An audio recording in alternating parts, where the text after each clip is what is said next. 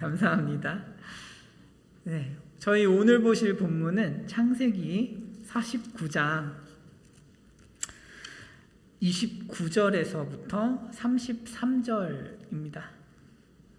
제가 가진 성경으로 79페이지, 구약 79페이지입니다.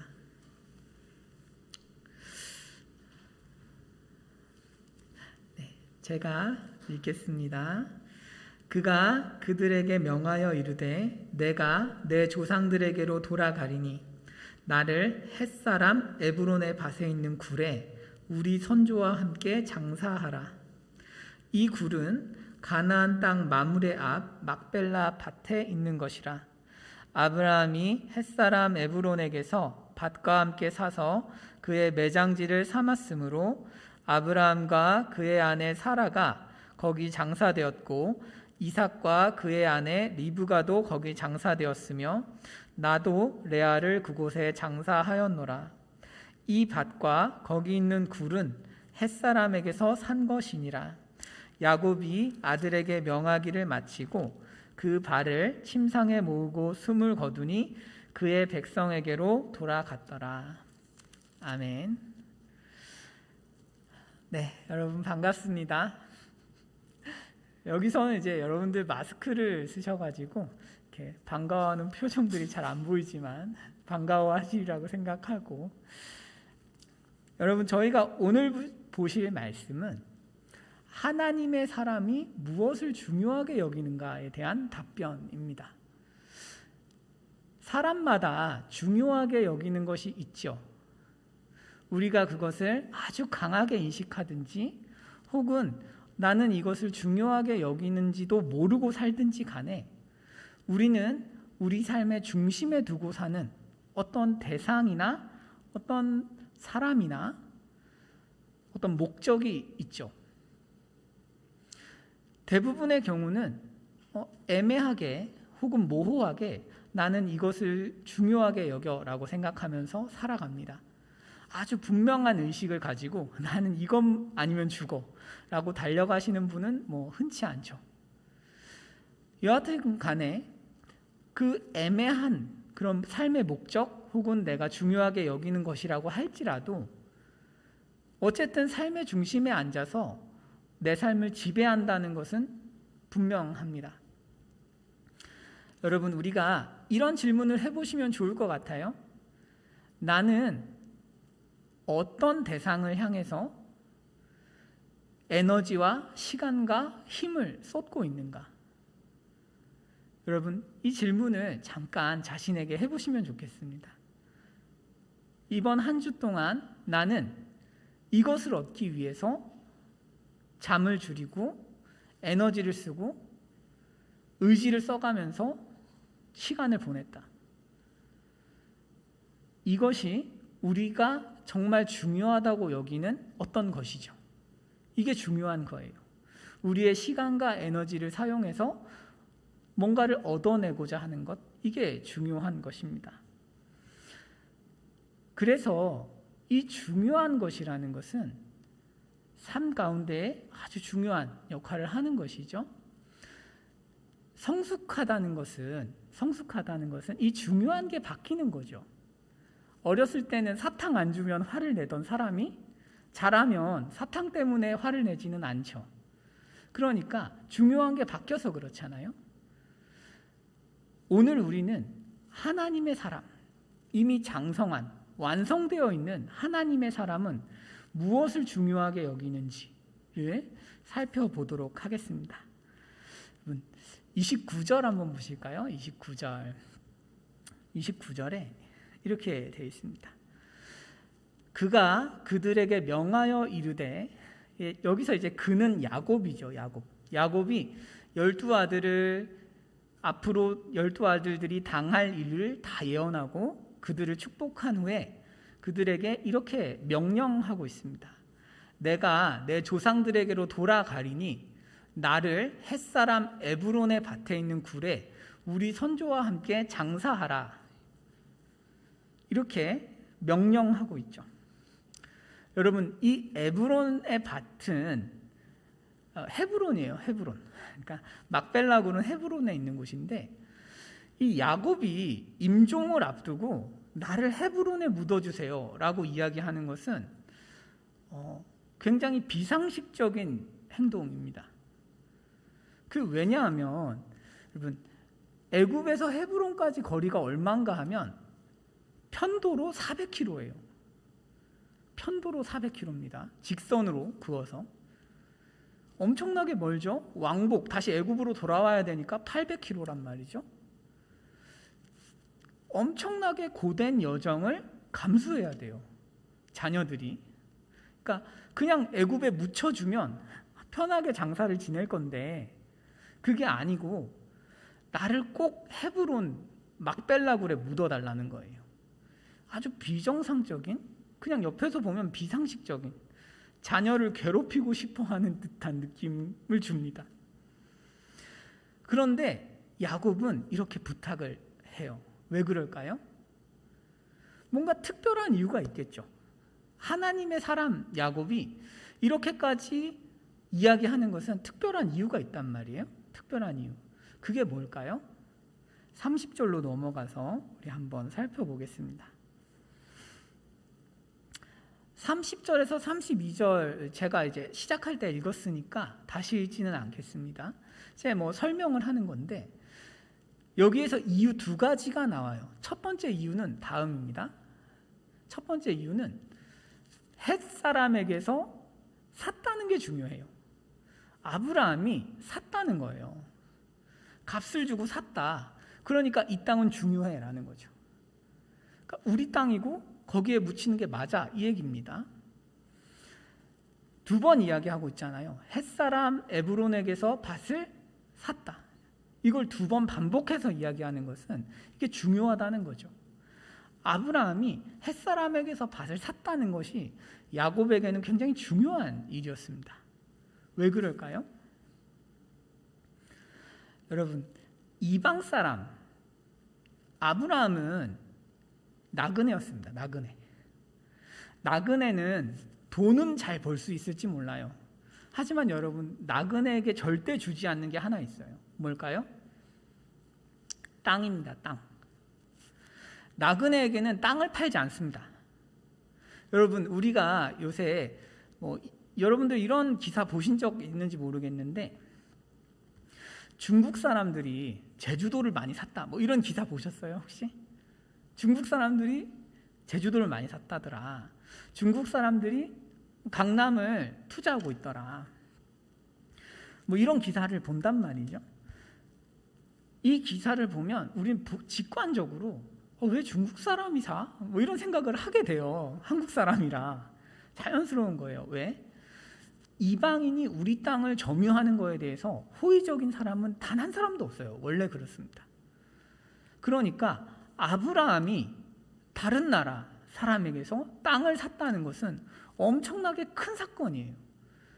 여러분, 요새 세계가 연결되어 있다고 하는 국제화 시대에도 우리가 다른 나라 사람이 땅을 사면 조금 꺼리는데 이 당시 고대 근동에서는 얼마나 그 이방인한테 땅을 주는 것이 특별한 일이었겠어요. 굉장히 특별한 일이었습니다. 아브라함은 굉장히 어렵게 땅을 산 거였어요. 우리가 창세기 23장으로 가서 좀 더 자세히 보면 좋겠습니다.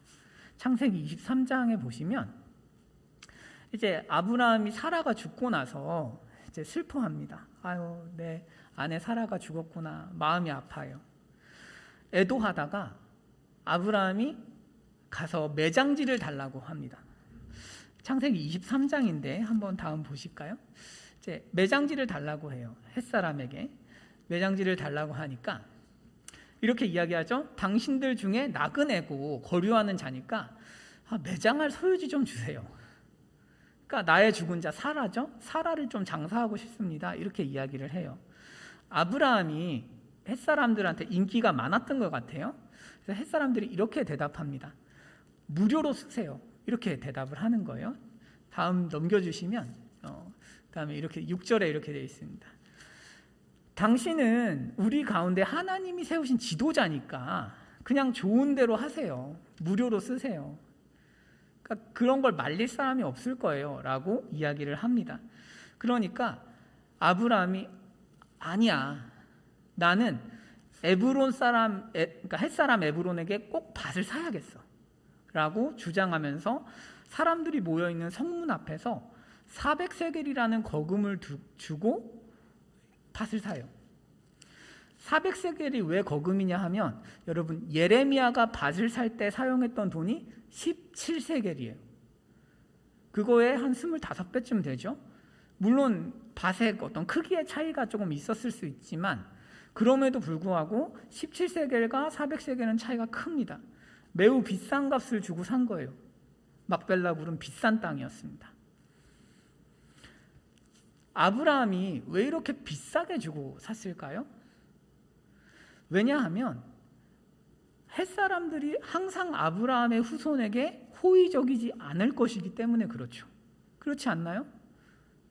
지금 나랑 관계가 좋더라도, 지금 나랑 관계가 좋아서 호의를 베풀더라도 후손들이 만나면 서로 사이가 좋지 않을 수 있고, 햇사람이 그때는 야, 너희 조상 무덤 내 거야, 여기 오지 마 라고 했을 때 소유권을 주장할 명분이 없죠.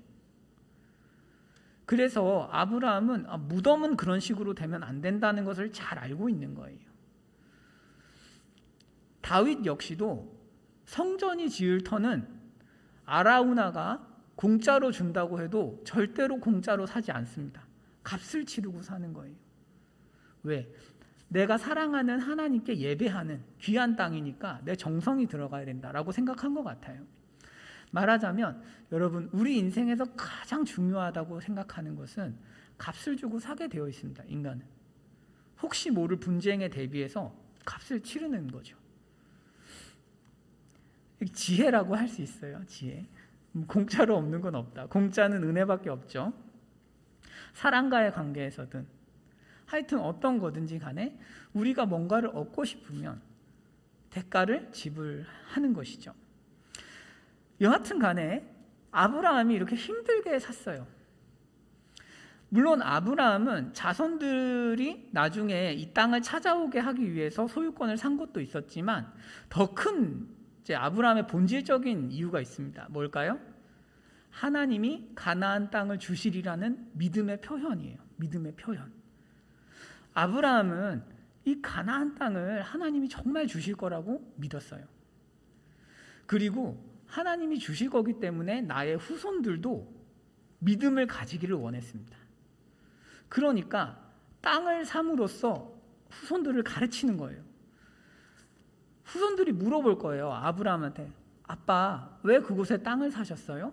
라고 한다면 아브라함은 내가 그렇게 거액을 주고 산 이유는 하나님께서 가나안 땅을 전부 주실 것이기 때문에 그것에 대한 믿음의 표현이다라는 거죠. 보세요, 여러분. 믿음의 행동이 뭐냐 하면, 안에 아브라함 믿음이 있죠? 그런데 땅을 삼으로써 어떻게 돼요? 믿음이 드러나죠. 믿음이 드러나요. 믿음이 드러나서 주위 사람들이 볼 수 있게 된 것입니다. 그리고 그 믿음을 자손들에게 가르치기를 원하는 거죠. 이것을 야곱은 잘 알았어요. 야곱은 잘 알았고, 야곱 역시도 너무나 어려운 시기를 겪으면서 하나님을 정말로 신뢰하게 되었습니다. 기근 속에서 나를 건지신 하나님, 요셉을 돌려주신 하나님, 나에게 가장 좋은 걸 주셨던 하나님, 결국은 내 자손들을 다시 가나안으로 인도하실 하나님을 야곱은 믿었어요. 그러니까 죽음 앞에서 이제 자손들에게 믿음을 가르치고 싶은 거죠. 그러니까 자손들 입장에서는 너무 끔찍한 일이지만, 800km잖아요. 너무 먼 길이지만 야곱은 반드시 막벨라굴에 가야겠다고 생각한 거죠. 나는 막벨라굴에 가서 죽어야겠다. 그리고 그곳에서 너에게 믿음을 가르쳐야겠다. 이거죠. 여러분, 두 번째 이유, 첫 번째 이유가 이제 아브라함이 땅을 산 것이라면, 두 번째 이유는 선조들이 거기 묻혀 있기 때문이에요. 여러분, 창세기 49장에 31절 한번 보실까요? 31절. 제가 PPT에는 넣지 않았는데요. 31절. 아브라함과 그의 아내 사라가 거기 장사되었고 이삭과 그의 아내 리브가도 거기 장사되었으며 나도 레아를 그곳에 장사하였노라. 이렇게 돼 있죠. 말하자면 공동체 전체가 하나님의 언약을 믿고 있는 거예요. 그러니까 단순히 아브라함 혼자서만 하나님의 언약을 믿은 게 아니고 그 언약을 믿은 사람들은 그 막벨라 굴에 묻힌 거예요.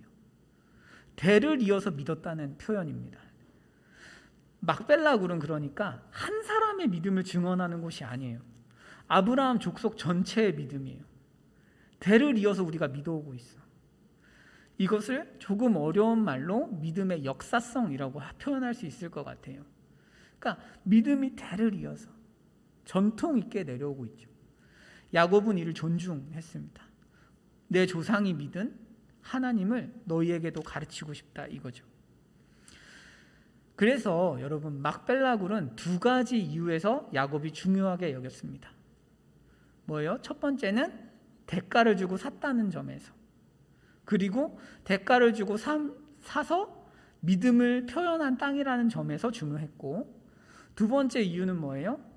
공동체의 역사적인 믿음의 역사성을 증언하는 굴이기 때문에 중요해요. 두 가지가 중요했어요. 여러분, 야곱은 이 두 가지를 중요하게 여겼습니다. 하나님의 사람 야곱은 막벨라 굴이 선포하는 이 두 가지를 아주 중요하게 여긴 거예요. 왜? 후손들에게 믿음을 전수 혹은 계승시키기 위해서 중요하게 여긴 것이죠. 여러분, 그러니까 하나님의 사람이 가장 중요하게 여기는 게 뭐예요? 오늘 본문의 주제가 뭐예요? 믿음의 계승이에요. 믿음의 계승. 그러니까 하나님의 사람은 뭘 제일 중요하게 여겨요? 믿음을 어떻게 하면 물려줄 수 있는가? 이게 제일 중요하단 말이에요. 이거를 너무 중요하게 여기고, 그렇기 때문에 하나님의 사람들, 후손들에게 믿음을 가르치는 막벨라 굴이 중요했던 거죠. 막벨라 굴 자체가 중요하다기보다는 막벨라 굴이 가지고 있는 메시지, 후손들에게 알려주는 메시지가 너무나 귀했던 것입니다. 여러분은 뭘 요새 중요하게 여기고 사십니까? 사람마다 다르죠. 사람마다 다르고 나름의 이유가 있겠지만 결국 우리가 가야 하는 방향은 이곳이에요. 믿음의 계승이에요. 여러분들이 믿음이 좋아질수록 자기의 믿음만이 아니라 다른 사람에게, 그 아랫세대에게 어떻게 믿음을 물려줄 것인가, 공동체의 연약한 지체들에게 어떻게 믿음을 자라게 할 수 있을까를 고민하게 되어 있고, 그것이 하나님의 일입니다. 물론 지금 당장 된다는 게 아니에요. 하지만 방향성은 분명해요. 믿음이 자랄수록 그렇게 된다라는 것이죠. 여러분, 우리에게 그럼 막벨라 굴이 어디일까요? 우리에게 막벨라 굴의 기능을 하는 곳이 현실적으로 어디일까요? 믿음을 가르치는 곳, 하나님이 대가를 주고 사신 곳, 그리고 대를 이어서 믿음을 선포하는 곳, 어디일까요? 교회죠. 교회죠. 막벨라 굴과 교회는 어떤 상동성이 있어요. 유사성이 있다 이 말입니다. 어떤 유사성이 있을까요? 막벨라 굴도 세상 한가운데에 있는 유일한 아브라함의 땅이죠. 교회도 세상 한가운데에 있는 하나님의 집입니다. 그죠? 비슷해요. 그리고 비싼 대가를 치러서 산 거죠. 한번 다음 보실까요? 사도행전 20장 32절인가요? 28절이네요. 하나님이 자기 피로 사신 교회를 보살피게 하셨느니라, 이런 표현을 써요. 중요하다 이거죠. 우리에게 막벨라 굴은 교회예요. 교회. 그래서 여러분, 안타깝게도 요즘은 교회를 그렇게 중요하게 여기는 것 같지는 않아요. 얼마 전에 목회데이터 연구소라는 곳에서 넘버스 84호에 실린 설문조사가 있어요. 그게 무언가 하면, 여러분들 이제 지난주에 설교 때 들으셨을 텐데, 지금 교회에 출석하는 청년들에게 물어본 거예요. 설문조사를 했어요. 10년 후에 교회를 다닐 거냐? 3분의 1이 다니지 않을 거라고 했어요. 심각한 문제죠. 여러분, 할 말이 많은데 교회에 대한 이런 불신은 사실 교회가 제 기능을 하지 못하기 때문에 생긴 것이기도 하죠. 저 같은 사역자들 혹은 윗세대들에게 많은 책임이 있습니다. 하지만 그것과는 별개로 여하튼 요즘은 신앙과 교회를 분리해서 생각하는 경향이 많이 커진 것도 사실이에요. 그것과 별개로. 그래서 여러분 이거는 아주 심각한 건데 교회에 다니는 청년들을 대상으로 지금 출석하는 청년들을 대상으로 했을 때 30%지 가나안 성도를 다 합쳐서 질문을 하면 40%예요. 나는 교회에 안 나갈 거다. 나는 신앙을 유지할 거지만 난 교회는 가지 않을 거야. 이게 40%예요. 더 이상 교회라는 곳을 신앙을 훈련시키고 신앙을 잘하게 하는 곳으로 생각하지 않고 있어요. 교회는 굉장히 나를 힘들게 하는 곳으로 인식되고 있는지도 모르겠어요. 안타깝게도 교회라는 곳에서 일어나면 안 되는 일이 일어나기도 하죠. 너무 아픈 일들이 많아요. 정말 가슴 아픈 일들이 많고 교회가 왜 이래? 너무 우리 마음을 찢어놓는 일들도 경험해 보셨을 거예요. 그럼에도 불구하고 교회는 믿음의 알파와 오메가예요. 그럼에도 불구하고 여러분들 때로는 우리가 오해하지 마세요. 교회로 옮기라는 말 아니에요. 우리 교회는 상대적으로 건강한 교회예요. 하지만 우리가 때로는 바른 가르침이 없고 사역자가 경건하지 않으면 교회로 옮길 수도 있어요. 꼭 그게 한 교회에 충성하는 게 답은 아니에요. 하지만 교회는 하나님께서 보실 때 너무너무 중요한 기관이다. 이거는 알고 계셔야 돼요. 교회는 두 가지 측면에서 아주 중요합니다. 제가 이 두 가지를 지금 설명해 드릴 텐데 막벨라고를 야곱이 중요하게 여긴 것과 똑같은 이유 두 가지예요. 첫 번째는 값을 주고 사셨어요. 여러분 누구든지 정말 중요한 건 돈을 주고 사요. 정말 중요한 것은 돈을 주고 대가를 지불하게 되어 있습니다. 은혜는 제외예요. 은혜는 대가를 아무리 지불해도 살 수가 없으니까. 하지만 일반적으로 정말 중요한 건 대가를 지불하게 되어 있어요. 하나님께서는 교회를 자기 피로 주셨다고 사셨다고 되어 있습니다. 그리스도의 보혈로 사신 거죠. 그렇다면 내가 교회를 어떻게 보는지와 상관없이 하나님 입장에서 교회라는 공동체가 얼마나 중요하겠습니까? 세상의 어느 조직도 하나님께서 피를 흘려 사시지 않아요.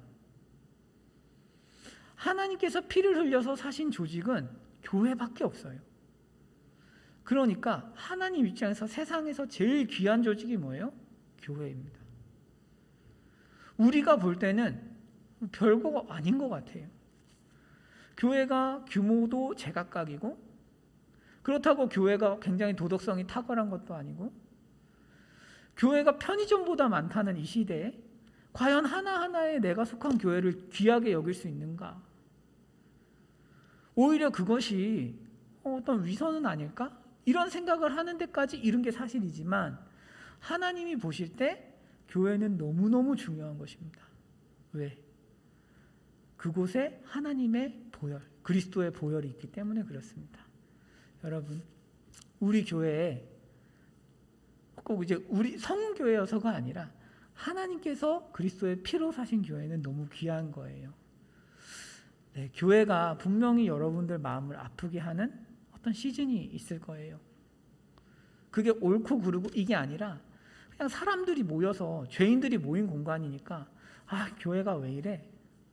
이렇게 뭔가 마음이 상하는 때가 분명히 있어요.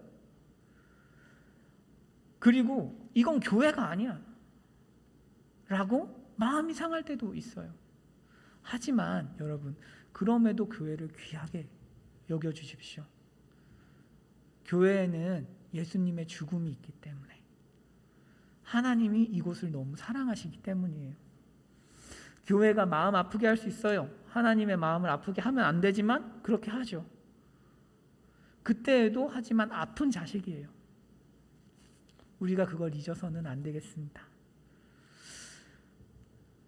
또 하나는 그렇다면 여러분 교회를 귀하게 여긴다는 게 구체적으로 어떤 의미일까요? 구체적으로 여러분 교회를 귀하게 여긴다는 게 어떤 의미일까? 한번 바울한테서 우리가 배우면 좋겠는데요. 고린도전서 한번 보실게요. 고린도전서에서 이렇게 이야기를 합니다. 바울이 너희가 먹고 마실 집이 없냐? 너희가 하나님의 교회를 업신여겼다 이렇게 표현해요. 그러니까 업신여겼을 정도로 강한 표현이잖아요. 업신여겼다. 그러니까 이렇게 안 하면 귀하게 여기는 거죠. 자, 지금 바울이 뭘 이야기하냐 하면 당시 고린도 교회가 모여서 성찬을 했단 말이에요. 여러분 옛날에 성찬은 같이 밥을 먹는 거였어요. 저녁 식사를 같이 하는 거였어요. 먹을 거 가져와서. 문제는 뭐냐 하면 부자들은 먼저 와서 성찬을 다 해버려요. 가난한 사람들은 보통 스케줄이 있어요. 일하는 스케줄이 있어서 조금 늦게 와요. 그래서 먼저 온 부자들이 그냥 다 먹어버리는 거예요. 성찬을 다 먹어버립니다. 그러니까 늦게 온 조금 딜레이된 지연된 가난한 사람들이 먹을 게 없는 거예요. 먹을 게 없으니까 어떻게 되겠어요? 화가 나죠. 여러분 배고프면 화가 나잖아요. 그렇죠? 여러분 전혀 여러분들이 제 개그를 받아주지 않으셔가지고 어쨌든 간에 자 배가 고프고 공동체에 분열이 생긴 거예요. 바울은 이것을 뭐라고 한 거예요? 업신여겼다 이렇게 표현해요. 너희가 하나님의 교회를 업신여겼다. 뭘로? 먹는 걸로요. 이기적으로 사람들을 배제함으로써 하나님의 교회를 그러니까 업신여겼다. 여러분 생각해 보세요. 부자들은 자기들이 당을 짓는 건 알았겠지만 하나님의 교회를 자신들이 업신여기고 있다는 데까지 생각이 가지는 못했어요. 아마 그런 행동을 하면서도 나는 교회를 섬기고 있다고 생각했을 거예요. 나는 교회에 11조를 하고 교회 생활을 하니까 난 교회를 업신여긴 적이 없어. 아니다 이거죠. 하나님께서 보실 때 교회를 업신여기는 것은 편을 가르는 거였어요. 분열하는 것이었습니다. 여러분 그러니까 교회를 우리가 귀하게 여긴다라는 것은 내 주위에 있는 사람들에게 관심을 가지고 포용하는 것이겠죠. 이웃사랑이죠. 간단히 얘기하면. 여러분 제가 마태복음 18장 저희 금요일 날 설명해 드리면서 이런 말씀을 드렸는데 겸손이라는 것은 혼자서 스스로 생각을 해서 가질 수 있는 성품이 아니에요. 그리스도인은. 성경에서 말하는 성품들은 혼자서 훈련을 해서 얻어낼 수 있는 성품이 아니라 옆 사람과의 관계를 통해서만 드러나고 훈련되는 성품이에요. 혼자서는 불가능해요. 혼자서 내가 어떻게 겸손해지지? 겸손하려면 어떻게 해야 되지? 겸손 이런 거잖아요. 내가 겸손하지 않아라고 생각하니까 난 사실 겸손한 거 아닐까? 막 이런 헛생각을 하면서 막 겸손에 대해서 생각해요. 아니에요. 겸손은 내가 옆에 있는 사람을 나보다 더 나은 사람으로 여기는 거예요. 사랑은 감정이 아니에요. 감정만이 아니에요. 기독교의 사랑이 뭐예요? 옆 사람을 참는 거죠. 참는 거죠. 그러니까 착각해요. 우리는 내가 옆 사람을 사랑해. 참는 거예요. 혼자 감정이 있으면 사랑하고 감정이 없으면 사랑 안 하는 게 아니에요. 기독교의 성품이라는 것은 옆 사람과의 관계에서 행동으로 드러나요. 온유하고 친절한가? 그 사람이 온유한가? 어떻게 알죠? 화가 났을 때 어떻게 대응하는지죠. 기독교인의 성품이에요. 그것을 옆 사람과의 관계에서 경험하는 것입니다. 마찬가지예요. 교회를 사랑한다라는 것은 나 혼자 불붙는 마음으로 교회를 사랑하는 게 아니에요. 그게 아니고 교회와 나와의 관계에서 드러나는 거예요. 교회에 다니는 성도들과 나와의 관계에서 내가 교회를 사랑하는지 사랑하지 않는지가 드러나는 것이지 나 혼자 불타는 마음을 가지고 있으면 교회를 사랑하는 건가? 아니다 이거죠. 너무 중요해요. 여러분 우리는 신앙생활을 잘 해야 돼요. 바르게 배우고 잘 해야 돼요. 한국 교회가 막 어렵다 하는데 교회가 왜 어렵겠어요?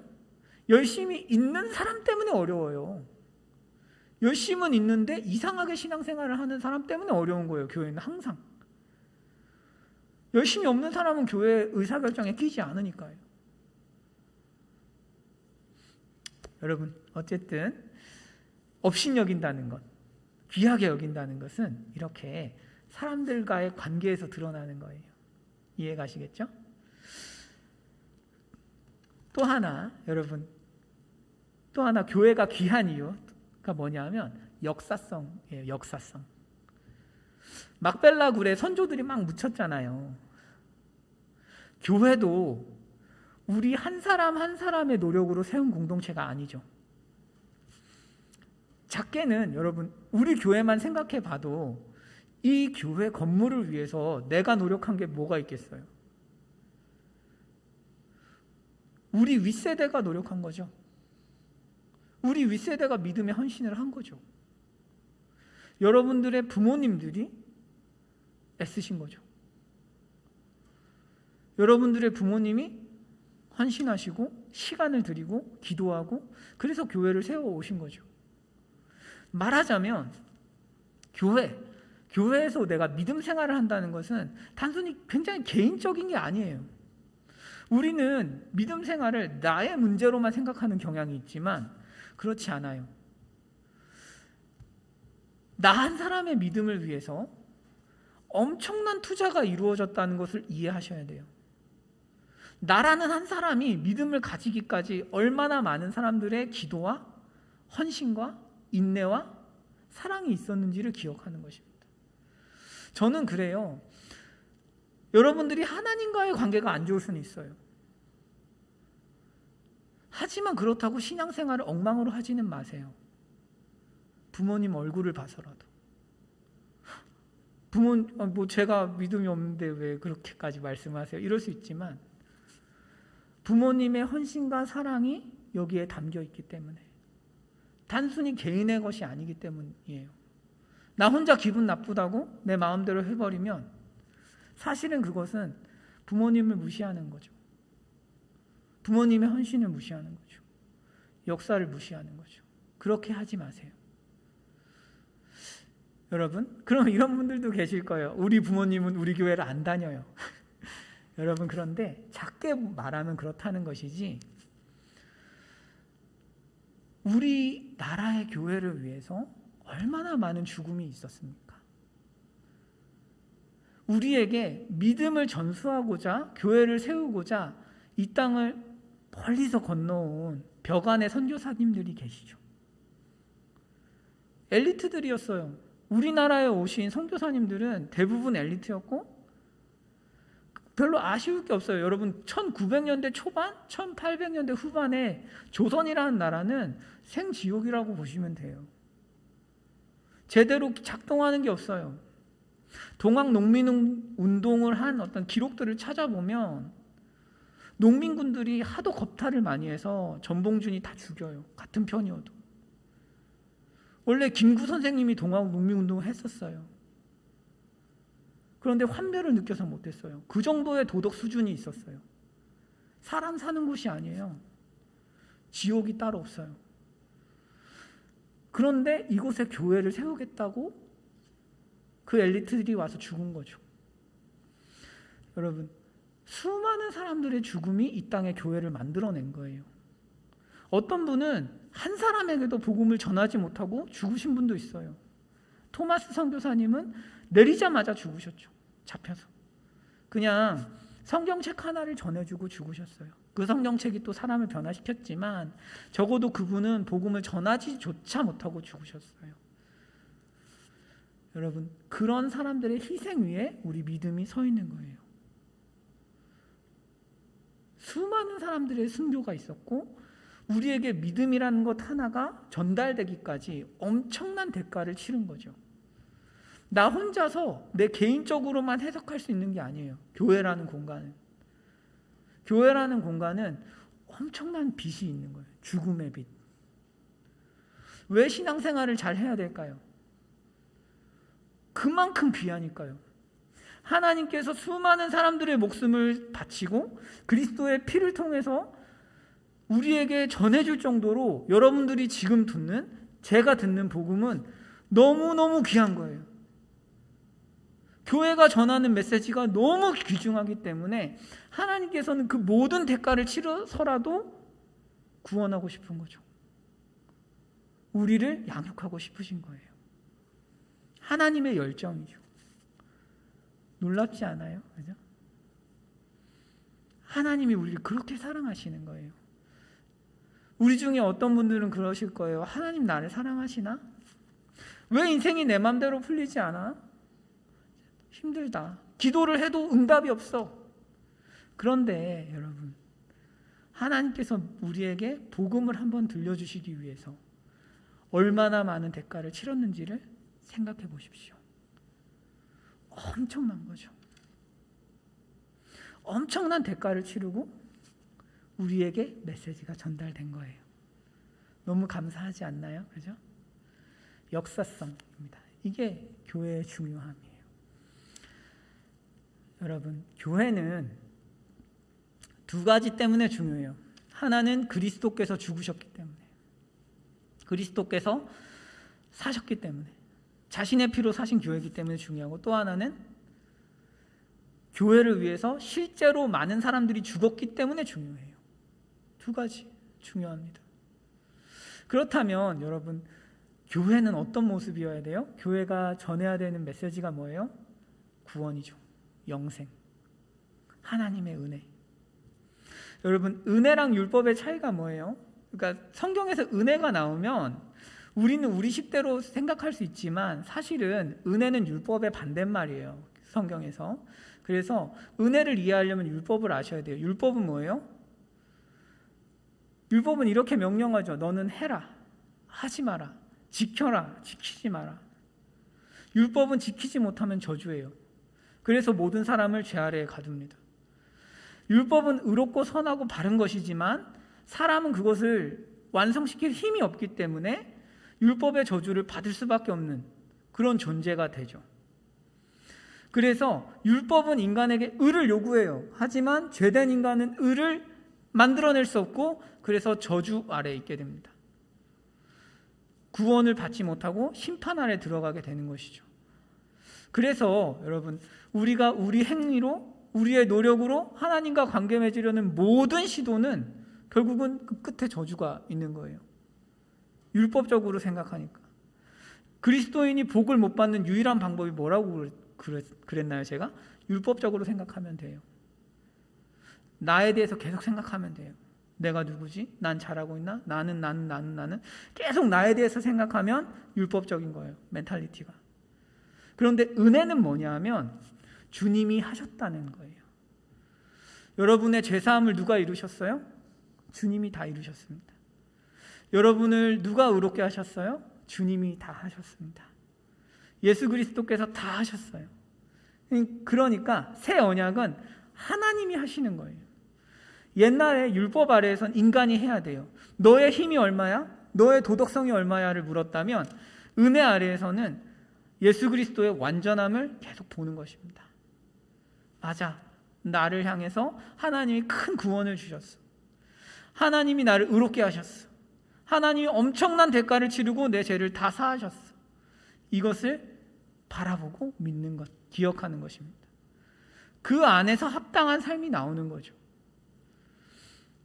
여러분, 혹시 여기에는 혹시가 아니라 반드시 우리에게는 구원받아야 하는 어떤 일들이 다 있기 마련이에요. 다 있습니다. 그런데 여러분, 그 일을 생각하실 때 이렇게 생각하시면 안 돼요. 내가 뭘 해야 될까? 이게 첫 번째가 아니에요. 내가 도덕적으로 살았나? 이게 첫 번째가 아니에요. 첫 번째는 주님이 도와주실 거야. 주님이 구원해 주실 거야. 이게 첫 번째예요. 은혜의 멘탈리티예요. 하나님이 공급하실 거야. 여러분, 우린 의가 없으니까 예수께서 의를 공급해 버려요. 그게 은혜입니다. 은혜. 교회가 가르치는 것은 그래서 은혜죠. 자, 그래서 바울도 다음처럼 이야기하거든요. 사도행전에서 이렇게 이야기를 합니다. 사도행전 20장인데요. 이렇게 얘기하죠. 바울은 이걸 전하려고 한 거예요. 주 예수께 받은 사명은, 바울이 받은 사명은 하나님의 은혜의 복음을 전하는 거예요. 은혜의 복음을 증언하는 거예요. 하나님이 은혜로 너희를 의롭게 하셨다. 모든 죄를 사하셨다. 이제 우리와 하나님과의 관계는 어떻다는 거예요? 완전히 화평하게 되었다. 더 이상 하나님과 인간의 투쟁이 없다. 라는 것을 전하는 게 바울의 사명이었어요. 그리고 지금 내가 여러분을 주와 및 그 은혜의 말씀에 부탁하는 거죠. 은혜의 말씀입니다. 여러분, 하나님이 우리를 은혜로 대우하세요. 내가 잘못한 게 있어요. 인간은 살다 보면 실수를 하고 잘못을 하지만 하나님께서 그 모든 일들을 은혜로 대하십니다. 은혜로 도와주실 거예요. 여러분, 이게 교회가 전하는 구원의 메시지예요. 교회는 이래야 되는 거죠. 그래서 교회가 중요하다 이런 거죠. 세상 유일하게 은혜를 전하는 기관이니까. 자, 오늘 말씀을 이제 정리하겠습니다. 지금까지 교회가 왜 중요한지를 봤어요. 야곱은 막벨라고를 중요하게 여겼습니다. 후손들에게 믿음을 전하기 위해서였어요. 우리도 공동체에 연약한 사람들에게 믿음을 전하는 것, 이게 제일 중요한 하나님의 사람들의 사명이에요. 그리고 그것을 실행하고 완성하려면 은혜의 복음을 전해야 되고, 그것을 하려면 교회가 중요하죠. 여러분, 교회를 귀하게 여기십시오. 교회를 귀하게 여기면 어떤 축복이 있어요. 축복. 뭐냐 하면 이제 사무엘상 한번 보실까요? 사무엘상을 보시면 사무엘상에는 마지막 사사 엘리가 나와요. 엘리가. 엘리의 아들이 홈리와 비느하스인데 얘들이 공동체를 너무 우습게 여겨요. 자기들 마음대로 막 재물을 뺐습니다. 예배를 막 못 드리게 해요. 제대로. 그러니까 하나님께서 이 사람들을 죽여버리죠. 죽여버립니다. 여호와의 제사를 멸시했기 때문에 결국은 블레셋과의 전투에서 홈리와 비느하스를 죽여요. 여러분, 제가 말씀드렸지만 홈리와 비느하스는 단지 하나님 앞에서만 죄를 지은 게 아니고 아빠한테도 죄를 지은 거예요. 그래서 엘리도 죽습니다. 엘리는 그것을 바로잡지 못했다는 이유로 죽어요. 하나님께서는 분명히 이렇게 약속을 하셨어요. 뭐라고?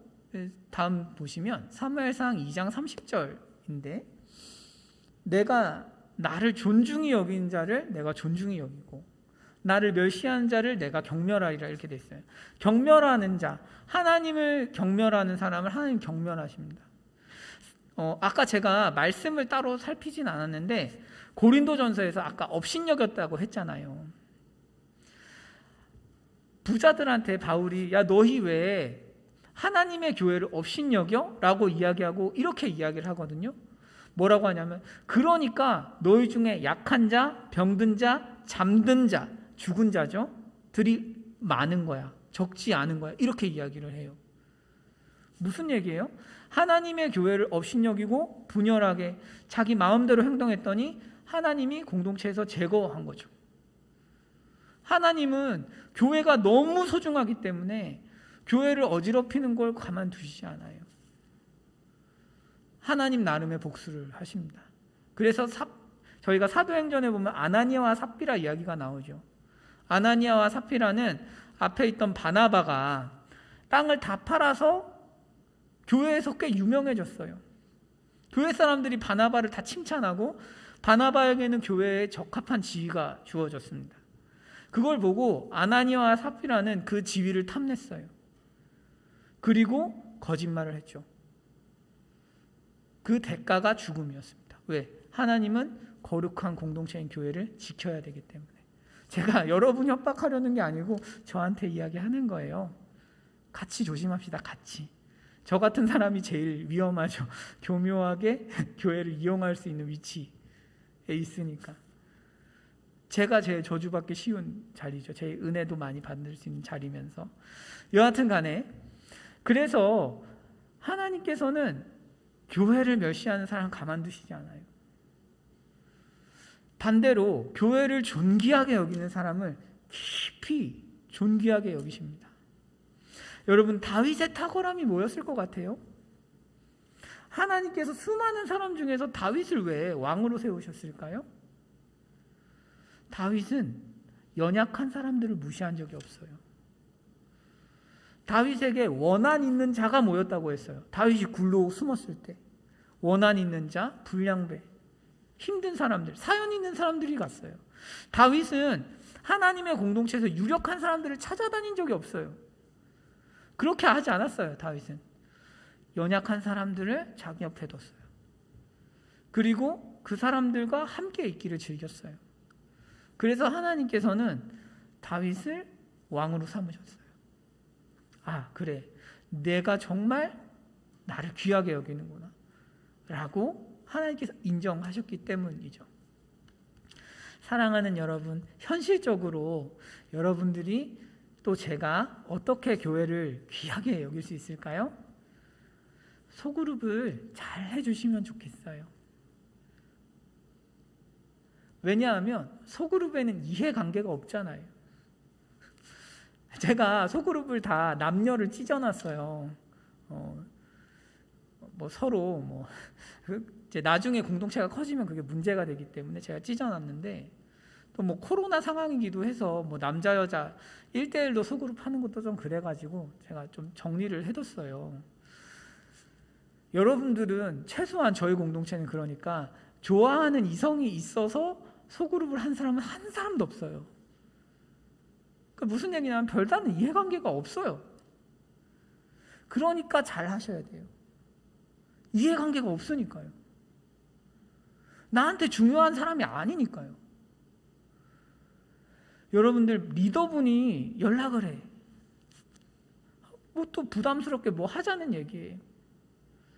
그럼 대답 안 하고 막 이래버리죠. 그러지 마세요. 귀하게 여기세요. 귀하게. 소그룹에 참여해 주세요. 그래서 리더분이 외롭지 않게. 하나님의 공동체를 귀하게 여기는 거죠. 내 마음대로 내가 빠지고 싶으면 빠지고 그렇게 하지 맙시다. 하나님의 교회를 귀하게 여기는 게 아니에요. 반대로 여러분 리더분들은 연락해 주시고 관심을 계속 보여주시면 감사하겠습니다. 그런 게 이제 귀하게 여기는 거죠. 여러분, 저희 하나님의 교회, 하나님의 사람은 하나님의 교회를 귀하게 여긴다. 오늘 이제 말씀을 정리인데요. 이것이 우리로 하여금 하나님 앞에서 큰 존귀를 얻게 할 것입니다. 기도하겠습니다. 여러분, 오늘은 다 같이 한번 기도하면 좋겠어요. 다 같이 한번 기도하면 좋겠습니다. 혹시 예찬 형제 나오셔서 반주 가능할까요? 네. 그래서 저희 기도하실 때 하나님 아버지, 저희가 교회를 귀하게 여기게 해주시고 그 안에서 하나님의 영광을 체험하게 해주시고 정말 저의 인생에 많은 변화가 있도록 도와주십시오. 하나님 축복해 주십시오. 우리 같이 기도하시겠습니다. 사랑하는 하나님 아버지,